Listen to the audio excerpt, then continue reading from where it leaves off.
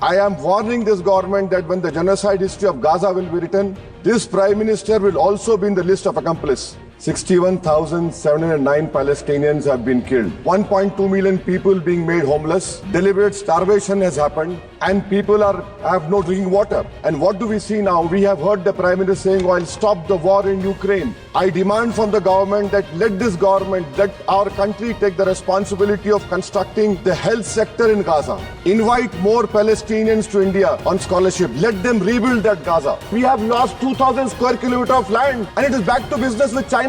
I strongly condemn this step which this government is taking in the fear of China. I stand to oppose the President address motion. Sir, I start by putting to this House how this foreign policy for our country has been compromised from what its traditional position has been. Sir, take the case of Palestine. 61,709 Palestinians have been killed. 1,11,588 have been injured.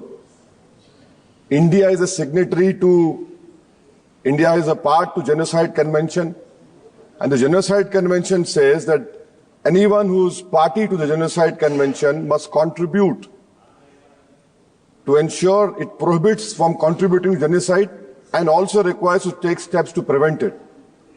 Sir, not a single hospital is there in Gaza. This country, this great nation of mine had constructed 2 floors of a library in a university. Those universities and that library has been finished. You have 1.2 million people being made homeless. Deliberate starvation has happened. And people have no drinking water. And what do we see now? We have heard the Prime Minister saying, I'll stop the war in Ukraine. Where is my Prime Minister? Where is this government? Why are they keeping quiet on this genocide which is being perpetrated on the Palestinians? What has been the traditional stance of our country from Mahatma Gandhi up to all the Prime Ministers? Why can't we oppose the genocide? We are party to the Genocide Convention. I am warning this government that when the genocide history of Gaza will be written, this Prime Minister will also be in the list of accomplices. I demand from the government that let our country take the responsibility of constructing the health sector in Gaza. Invite more Palestinians to India on scholarship. Let them rebuild that Gaza. We cannot be part. How can we allow arms to be exported to Israel? An Indian ship was stopped in Spain. We are signatory to this genocide convention. How will history remember us? With what face can we face the world? Sir, second point. India's moral voice is dead in Palestine, sir. It is completely dead in Palestine, sir. Sir, come to China. The army chief in the interview to an English newspaper said rules out any troop cut along LAC. He says no troop normalization can happen. Why are we back to business as usual? Mansarovar Yatra will start, direct flights will start, visas will be issued, Chinese investment will be welcomed with open arms. Can we patrol those 25 patrolling points which we lost? Can we go and patrol in the buffer zones of Galwan, Pongsong Su, Gogra, Hot Spring and Kailash Range? No. With what we have lost 2,000 square kilometers of land and it is back to business with China. I strongly condemn this step which this government is taking in the fear of China. Come to USA, sir. Pew Research study had said that 7.25 lakh unauthorized immigrant Indians are in USA and 18,000 are in final list for removal. Are we going to accept all this 7.25 lakh? Are we going to accept this 18,000 who are in final list for removal? How many aircrafts do you require? 300 aircrafts. Can this government has imagined what the loss of remittance? What will be their employment over here? They have no policy. In Bangladesh, for one person, we are destroying a relationship with Bangladesh. When will my Prime Minister meet his counterpart in Bangladesh? I fear, sir, that we will be out of the game. When I say the term game, the government understands that. Sir, coming to minorities, sir. In 2023-24, 2,064 crores out of the budgetary allocation of 3,000 crores was surrendered by the Ministry of Minority Affairs. I have been consistently demanding from last 10, 11 years that the pre-matric, post-matric merit cup mean should be made demand-driven, and only 2,000 crores is required. Because of it not making demand-driven, you have thousands of Muslim students who are out of education. There has been empirical studies like the Kundu Committee which said that the reason for Muslim out-of-school children is financial wherewithal. You're not interested to ensure that Muslim children study. My community has the highest illiteracy rate in women. I have only 3 graduates out of 100. You're after Jamia Millia, you're after AMU. And madrasa you have cut down, yes, you don't read. You have cut down the money on madrasa also. I mean, if you read, you'll know. So why can't you do it, sir?